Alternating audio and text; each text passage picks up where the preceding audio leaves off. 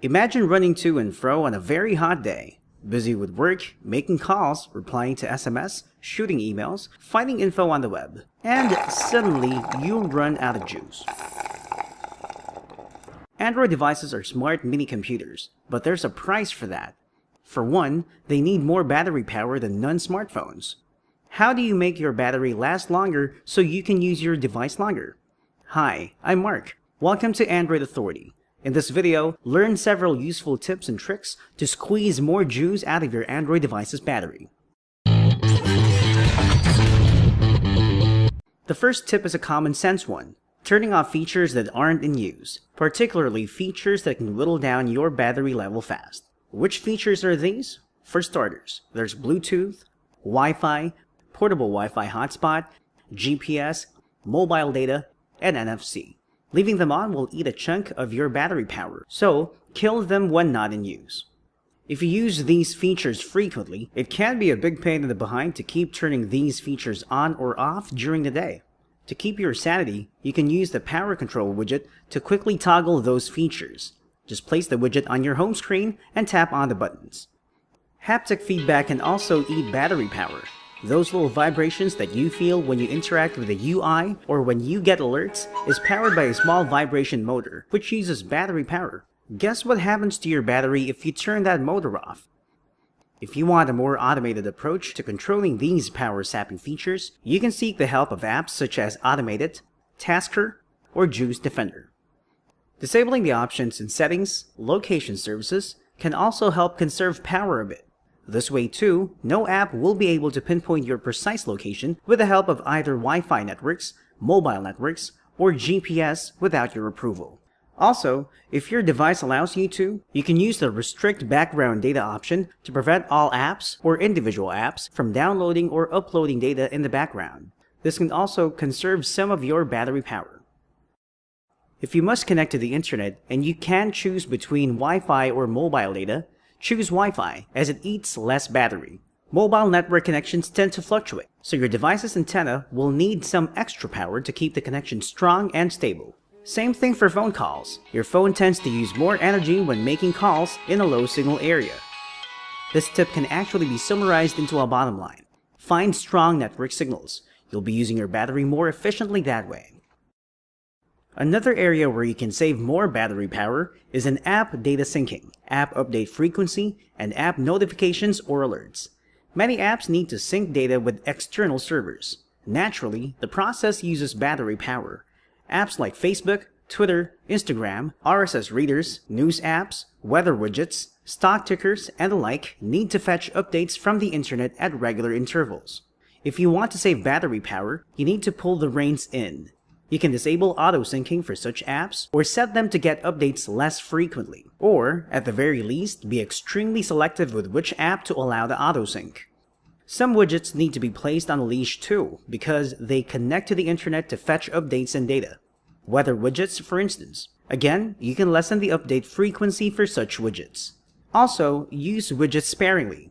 Widget overpopulation can speed up battery drain and slow down your device. Along the same vein, ad-supported apps also contribute to faster battery drain. Such apps fetch ads off the net and upload user data for targeted ads, and in the process consume battery power. Opt for ad-free apps. Most are paid apps though, but you can find well-developed free apps that don't use ads. You can also save battery power by restricting notifications. Do you really need to be notified about everything that all of your apps do? Allow only important notifications to go through. For everything else, turn off notifications. If you have a Jelly Bean device, you can go to Settings, Apps, then go through the apps on the All tab and uncheck the Show Notifications option on each app's info page. This is probably not news anymore. The brighter your screen, the more power it uses. Therefore, dim the lights and lessen power consumption. Go manual on this one instead of using the auto brightness feature. Auto brightness uses power because it activates the light sensors to detect light levels from the surrounding. So, it's not a very viable solution at all if you want to conserve power. And, as I've told you earlier, turn off unused features, including the screen. Set your screen to sleep or timeout quickly after becoming idle. If your device allows it, set the screen timeout to 15 seconds. To tell you the truth, I know of some former iPhone users who converted to Android simply because of animated wallpapers. Live wallpapers look cool and awesome, but they also use device resources, especially battery power. You might argue that they use minimal power, but minimal is still something to someone who wants to squeeze every last drop of juice from the battery. Therefore, prefer static wallpapers to live wallpapers. Or, if you really can't live without any home screen animation, at least choose the stock live wallpapers, or those that are well-coded. And, if your device uses organic light-emitting diode or OLED technology, or its AMOLED and Super AMOLED siblings, you can conserve more battery power by using a black wallpaper and a dark theme. Unlike LCD technology, which uses backlighting, each OLED pixel produces its own light and thus uses power. So if the bulb is lit, power is eaten. Black pixels are unlit bulbs, so they don't eat power. Therefore, a black background means many unlit bulbs, lesser power then. Has an app been hogging down your CPU and eating your battery power fast? Uninstall it. There's no use for an app that constantly misbehaves, hogs resources, and suck out your device's juice big time. To help you identify these delinquent apps, you can use apps such as Watchdog Task Manager Lite. It alerts you when an app vacuums too much CPU power than intended. Eliminate these apps to help increase battery life. Also, always keep your apps up to date. Updates not only fix bugs or add features, but also often help the app consume less power.